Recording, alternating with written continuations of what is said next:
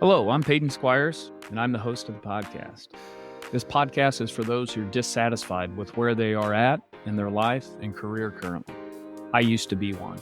When I got out of college with my master's degree, I started working in banking. I eventually moved to a Fortune 500 company. I quickly found out being an employee was not for me. I was bored out of my mind and did not like it whatsoever. Something eventually lit a fire under me. I started studying for the CPA exam, listening to podcasts, and reading books every day. By doing that, I had passed all 4 parts of the CPA exam in 8 months and quit my job. I opened up my own tax firm, having never been paid to do someone's taxes before. That was in 2014. Since then, I've consistently grown my business. Had a lot of success in other business ventures, including real estate, property management, among other things. And now, I'm looking for a new venture. I want to help inspire you and other entrepreneurs to achieve their potentials and dreams, as well as learn from the stories of these entrepreneurs as to see what has gone well and what hasn't gone well for them. Let's go create a bunch of healthy, wealthy, and wise entrepreneurs. Hello, guys. Welcome back to Behind Their Success podcast. I am Peyton Squires, the host. And today on the podcast, we have Emad Aldajani.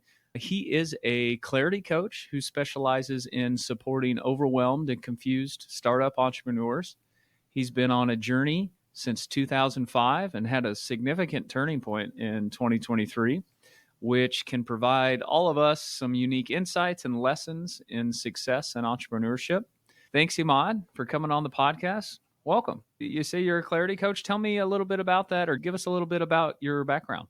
Yeah, so I started in 2005, where it was just a goal to change my personal life. I was struggling with single question, which is life is pointless, because I was seeing people around me going through the same stages in life, where you go to school, you graduate, and then you work, have family, and it's the same stages. And to me, that was pointless. So if I don't have sense of purpose, I feel really frustrated. So that was the beginning of my journey, because that feeling of pointlessness, it's painful, and I was suffering from it. So I started to work with my emotions for years, and I started to learn personal development skills until around 2010, I believe. And that's where I started my coaching journey with only emotions. But along my journey, what I found is when I work with people, they want more than just emotions. So I will start with emotions, but then what I discover is sometimes we have to discuss relationships. Sometimes we have to discuss money. Sometimes we have to discuss belief system. So I started to build upon what I've already learned until 2023, where I said, okay, now I can put it all together. I have that kind of holistic approach. And at the same time, I have that sense of purpose, where that sense of fulfillment. I said, okay, now I am ready. And that's the short version of my story. Cool. So, you say you were fighting like the sense of hopelessness, or I guess pointlessness. And I think we all get that feeling, certainly from time to time. Tell us a little bit, on your journey, or how you navigated that yourself, or how you turned that corner. I remember the first book I ever read. That book, it was The Power of Your Subconscious Mind. That was the first book I ever read, and I started. It didn't make that sense to me because there is no logic. But I said, okay, let me try to practice it. So I tried it, and I started to feel a huge shift in my emotions, in my life as well. So that was the beginning of my journey. Then I started to meet people who can teach me. I started to read books, attending seminars. But then I came to a certain point where what I was learning wasn't enough. So I went to solitude, where I was just obsessed with reading, and nothing made any sense. Literally speaking, that sense of pointlessness continued to be there until something changed, which is this. When I go into meditation, a state of silence, the sense of pointlessness disappear. But then when I connect with the world again, the sense of pointlessness come back again. I start to feel it. So there is something is missing. There is a point where I know I can detach from it, but then it come back later on. But then I learned sales. once I learned sales, it changed everything. That's where the sense of pointlessness disappeared, because now I can go into solitude, into meditation, where I am just with myself, and I'm able also to connect with people through sales, through communication. And that's where there is, for whatever reason, that pointlessness disappears once I integrated Yeah, meditation very and cool. sales. Very cool. So yeah, I would say I have a little bit of a similar journey where, when I started learning a lot of this type of stuff, whether training your subconscious mind, or the biggest book, at least here in the United States, is Think and Grow Rich, which is all about training your subconscious mind. And it's the number one selling personal development book by far in the United States, 10 times more sales than the second book. But learning how to train your subconsciousness and realize that you can do that, right? You can train through repetition and getting really clear and specific on what you actually want. You can train your brain to then go out and actually start looking for those things. Definitely. That was a turning point where I shifted from there is no way out to probably I Mm-hmm. can do something about it. That Yep. was the turning point. It's also where I'd say I have a similar story as I started down this same type of journey, is that I read a lot, spent a lot of time listening to podcasts, reading books, taking in all this information. And it took probably years before I ever really started to do anything with the information, right? As in, I was just taking it all in, and that's all good. And it's all good to get that knowledge and whatnot, but nothing really happens until you start implementing some of this stuff. Definitely. As a matter of fact, let me add this. I wasn't really able to do anything with what I learned until I start to learn Yeah. about entrepreneurship, because that's where Mm-hmm. implementation start to happen. When now what I Yeah. learned, but what to do with it. So it's, you learn what to do with this information, how to put it together, how to organize it. That's it Yeah, becomes yeah. And actionable. we've said on this podcast and other episodes, it's like entrepreneurship, I believe, is the number one self-development tool. It's really cool because you're interacting with customers, you're doing different things, and how you feel about things are going doesn't really matter. Like the market just tells you if you're doing well or not. And it's this constant feedback loop. You're getting constant honest feedback from the market telling you what you're doing right and what you're doing wrong and what you might need to change. So tell us, you've been on this bit of a journey. What would you say is your best skill or your skill that leads to your success? I was in a seminar. It was about communication. It was by far one of my best seminars. The presenter said something very powerful, and since then I memorized it and I started to apply it into my life. He said, "Never end your thought Mm, with a negative thought." And the question is, what do you mean? And he said, "Always remember, end your negative thought with, but mm, I will figure it out." And that's resourcefulness. That mm, sentence in itself is basically, when you are struggling in life, when you look for answers, when you feel like you are stuck, always remember, you can think, but always remind yourself, yeah, I will figure it out.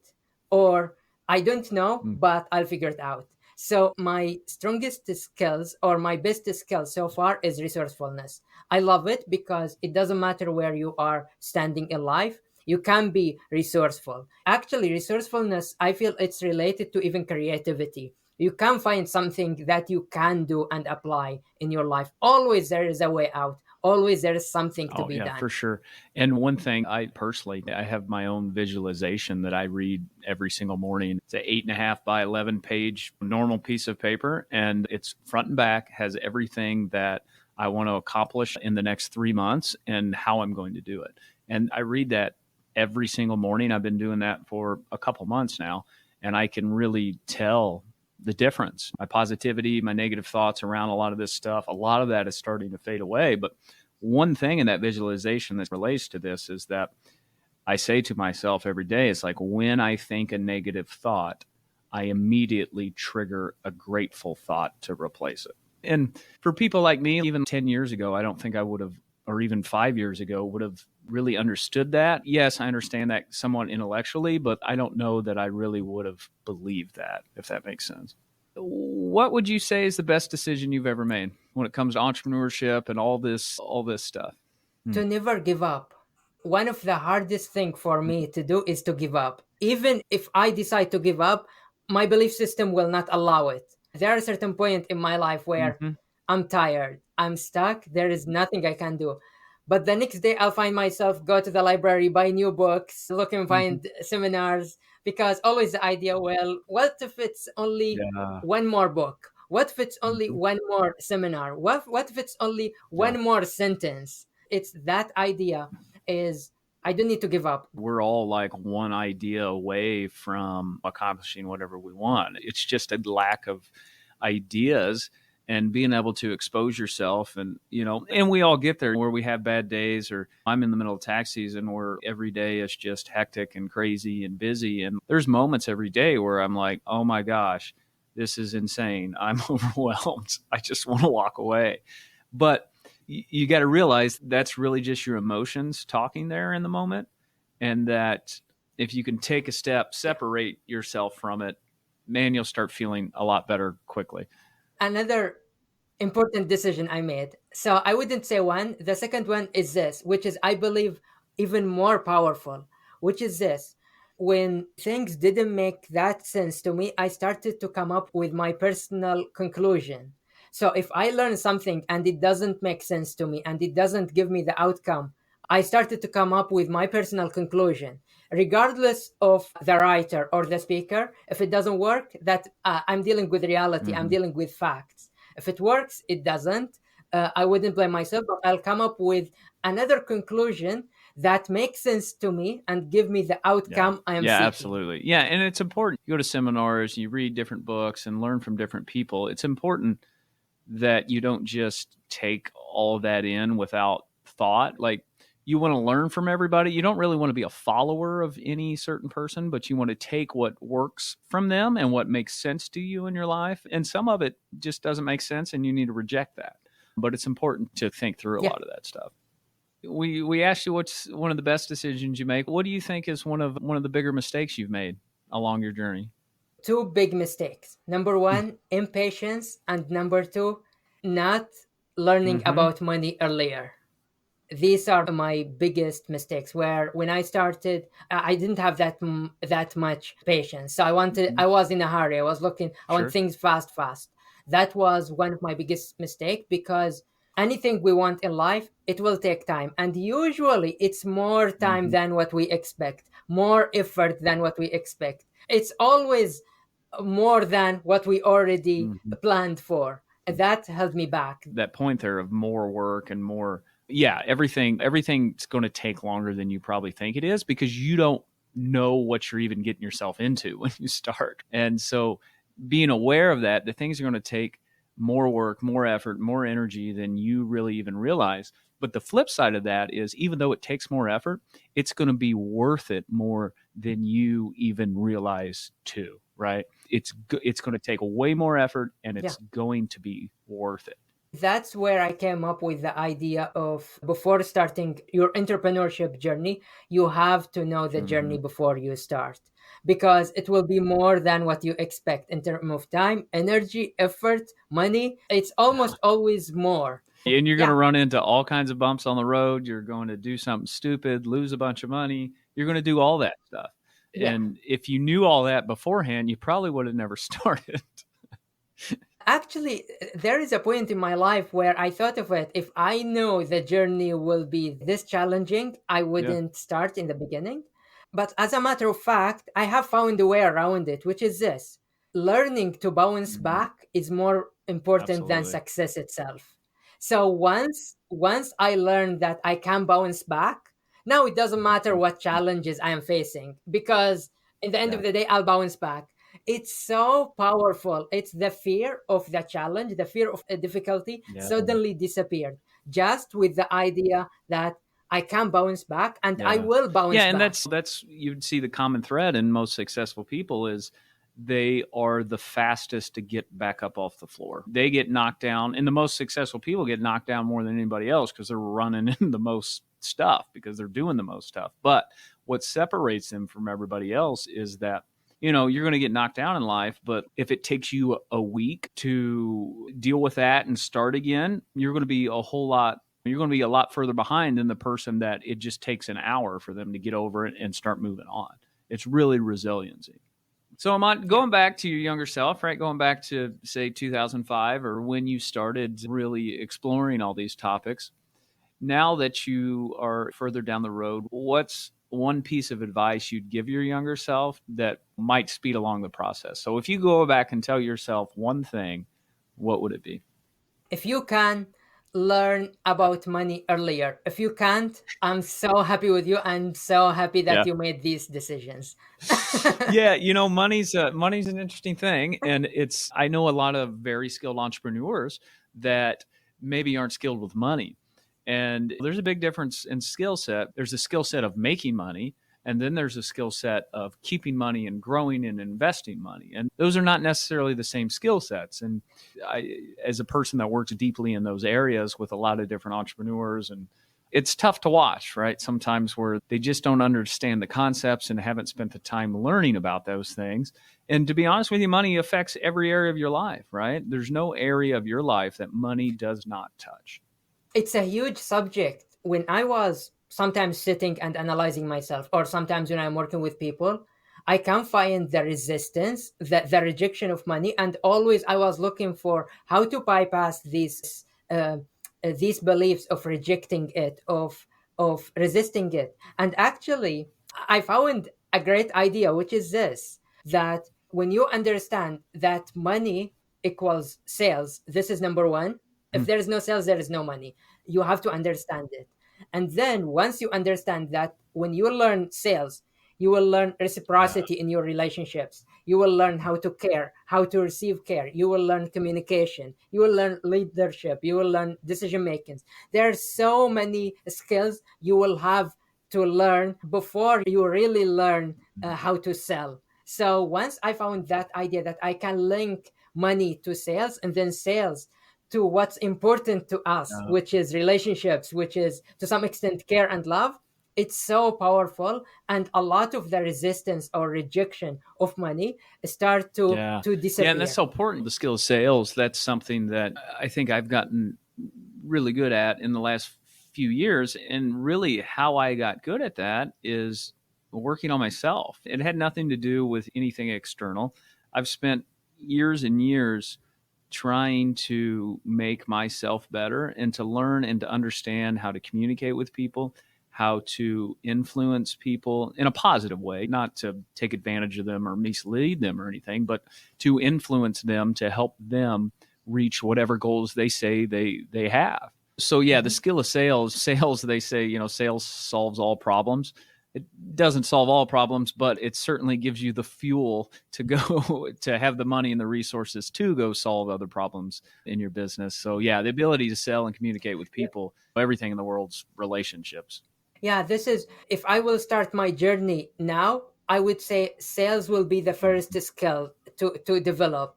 Everything else comes later. First, learn sales, because many of the skills you will learn them while you are learning sales. So start there. One of the hardest subjects I have come across by far, because when I started the journey of entrepreneurship, when you are moving from a traditional way of thinking or traditional way of living your life, now, the question is, how will you deal with your current relationships? What are you going to do? How will you build in your relationships? How will you connect with them?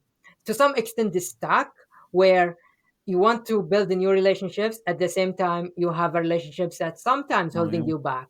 You have to learn to deal with them, because honestly, I don't believe of complete sacrifice of all my relationships. There are certain relationships, although we are not in the same journey, we are not in the same path, but still worth having. So the idea of just leaving everyone behind just because we are not the same, from the beginning of my journey, I refused to accept this idea because it's too much to handle. And honestly, it doesn't make that Mhm. much sense to me. So that's one of the subjects that I feel as entrepreneur, you have to learn this balance. Not the first thing, but in the beginning, because you will meet these challenges in terms of relationships, especially if you are, let's say, if you have family or if you have children, you have to make that balance.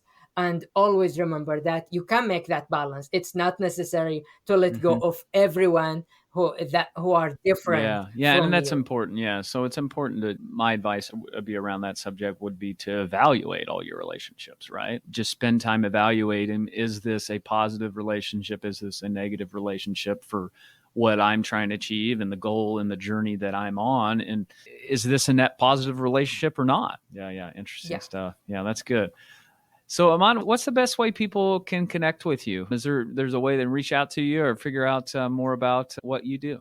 Yeah, definitely. You can find me in my website, emadaldajani.com, emadaldajani.com. Also, you can reach me out actually through WhatsApp. I love it when people reach me through WhatsApp because I connect with Yeah. people directly, which is +6422 562 5790. I'd be happy to connect with people directly. And these are the two ways to connect with me. If they are interested, I have a free guide for predictable future to get into my newsletter. So if people are interested, I'd be happy to have them there Awesome, as well. Aman. Well, I appreciate you coming on, man. I appreciate connecting with you and coming in. You're zooming in here all the way from New Zealand, right? Is that correct? Yeah. But Yeah, originally from Saudi Arabia, right? Well, originally very from cool, Saudi man. It Arabia. was Yeah, really good connecting with you, and I appreciate you coming on the podcast. Guys, check out Emad. Obviously, a guy that's done a lot of internal work and is ready to help share that with the world. So thanks, guys. Thanks for listening. Tune in next time. thank you. Thank you so much for listening to the podcast. If you found it valuable, please rate, review, and share it. That is the best way to help us build this and reach more people, as we're trying to accomplish our goal of help creating more healthy, wealthy, and wise entrepreneurs. You can follow us on social media by searching for me, Peyton Squires, or going to PeytonSquires.com.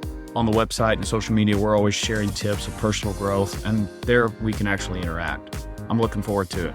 Thanks, guys.